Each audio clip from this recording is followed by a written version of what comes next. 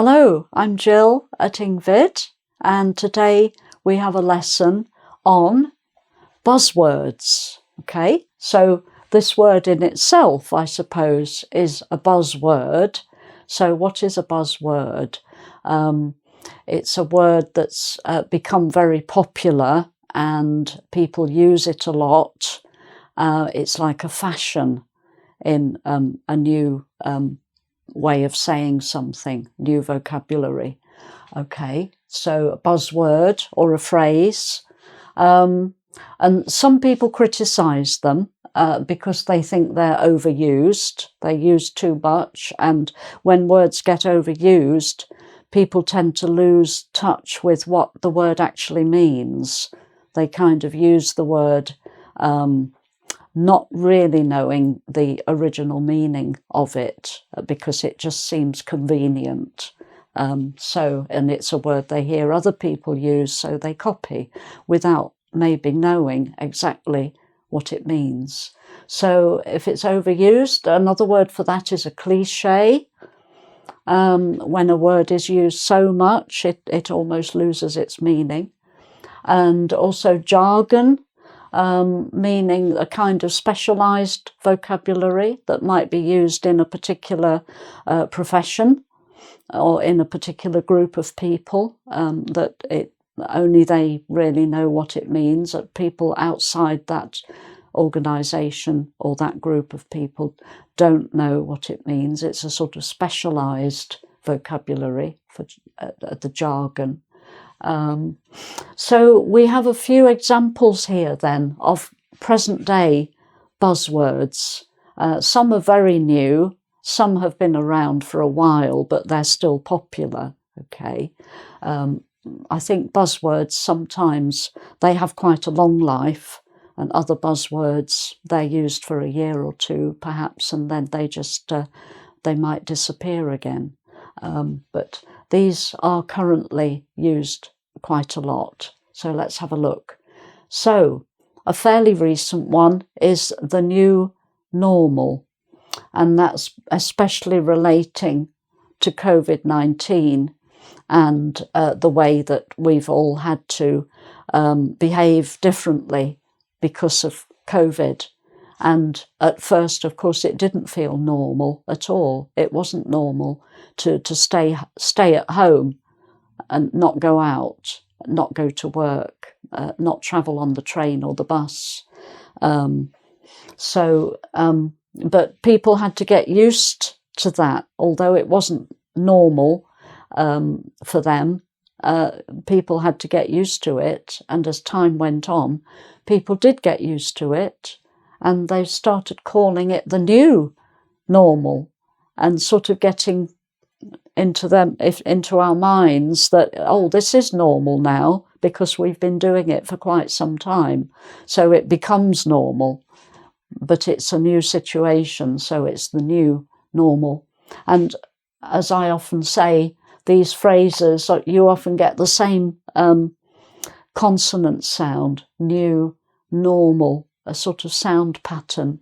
I think a phrase will probably stay in use a lot longer if it has a kind of sound pattern in it, because it sounds good. New normal, like that. Okay, so next one, synergy. This one's been around for quite a long time, I would say, quite a number of years. And it really just means working together, people working together. Maybe different groups or different companies getting together and putting their resources together. And the idea is that if 2 or 3 people or 2 or 3 organisations work together, they produce a lot more in combination than they would ever do separately. So it's a kind of special combination that produces something special. Okay, so synergy. And I always think it sounds a bit like energy. It's got the same ending as energy, and it sounds quite dynamic, full of energy, that sort of idea, something special. So an example of synergy in a sentence, you might say, oh, three organisations, maybe 3 charities, who all had a similar kind of purpose, maybe helping people in an area where there had been a disaster, an emergency charity, and you may have 3 different emergency charities who do that kind of work. And if they get together and say, we can work together on this, we could achieve a good synergy if we put our resources together, and we can help more people and we can share our skills. So that would be an example there, to achieve a good synergy by working together. Okay, that's the way it would be used. Okay, and then just going back to the new normal, you would say, oh, the pandemic, we've had to get used to the new normal with a different way of living. So getting used to the new normal, or this is now our new normal.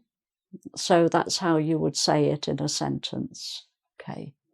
Right, so let's move on to this next one. Unprecedented. So people are quite fond of using this. If there's a new event that happens, with things like climate change, I remember a few years ago, there was flooding in the UK in certain areas. And the flooding seemed to be, the water level seemed to be higher than it had ever been before.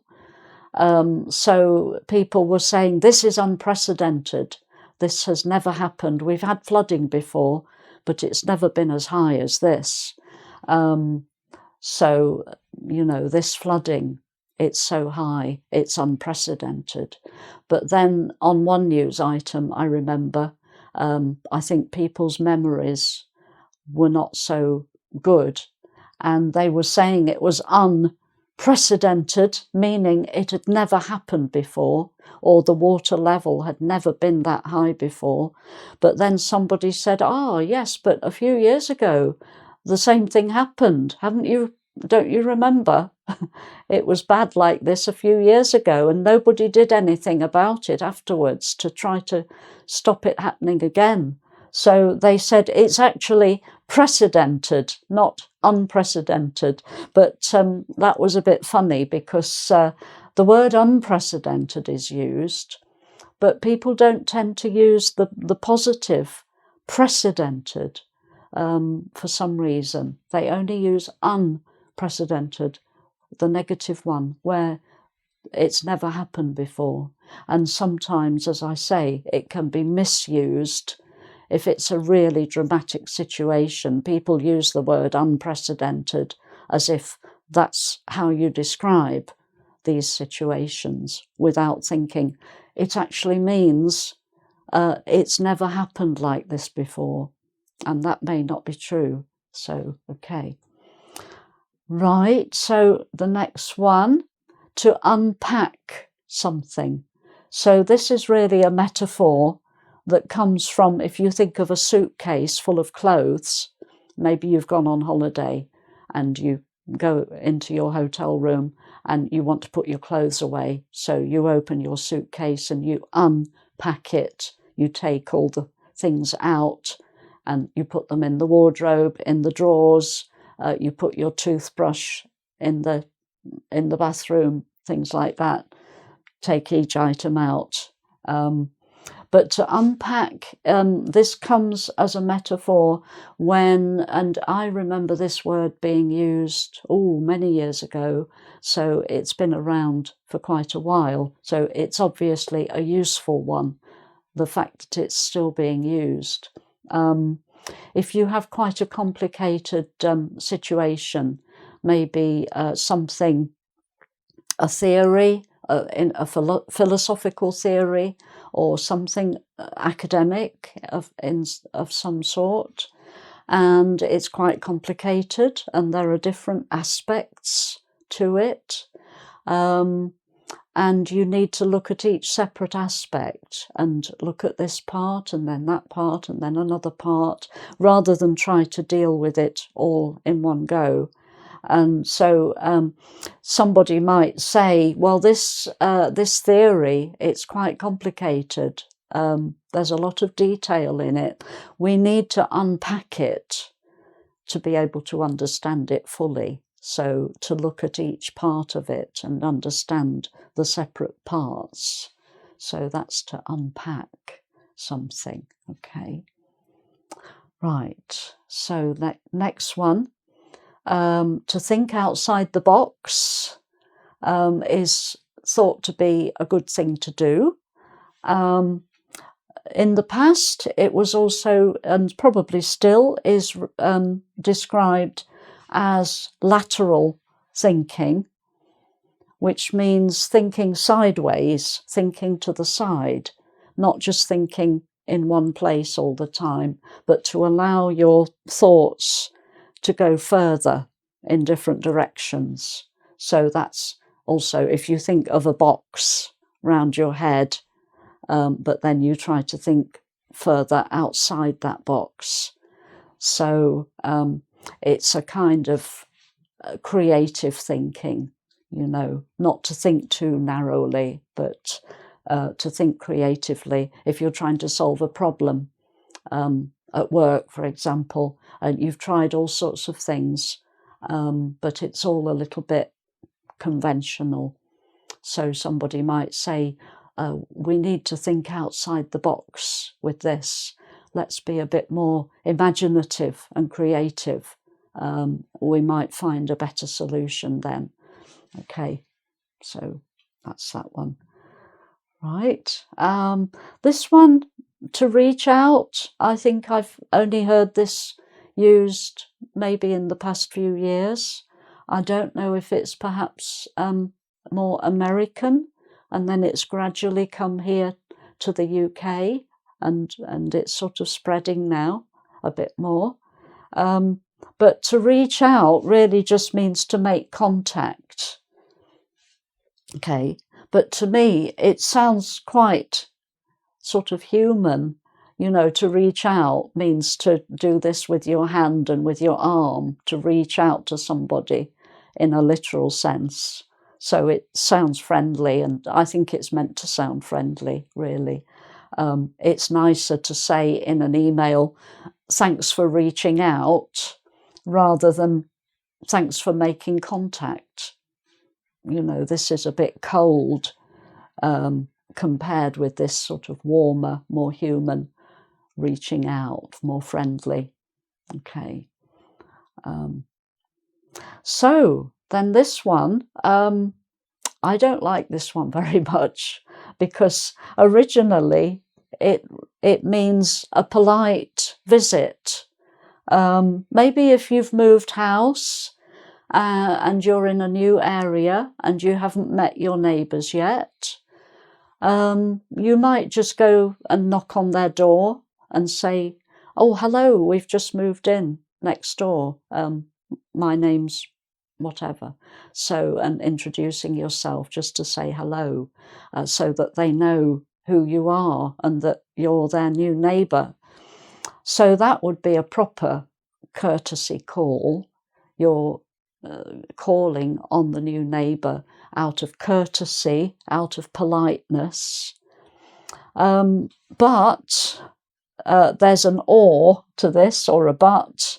I sometimes get a phone call, which is a sales call really, but the way they begin it, they say, oh, hello, this is just a courtesy call, and my heart sinks. There's another metaphor. If your heart sinks, you think, oh no, because I know what a courtesy call means. If it's just a phone call that I'm not expecting, it means a sales call, but they don't want to call it a sales call because they think they can trick you into, you know, thinking, oh, that's nice, courtesy call, how nice, and, you know, to give me a call and say hello.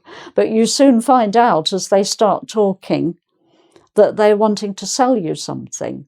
So I think it's a very dishonest phrase to use if it's a sales call, and it puts me off immediately. They're not going to get anywhere with me. If they're making a sales call and they're calling it a courtesy call, they've lost already. So as far as I'm concerned. So there we are. Okay, next one. To go viral. I think this has been around for quite a few years. It's a bit like, well, it comes from the same idea of a virus, a disease that spreads. So viral, in a literal sense, is to do with virology, the study of viruses, the scientific study of viruses and how they spread. But this is a kind of spreading, metaphorically, on the internet.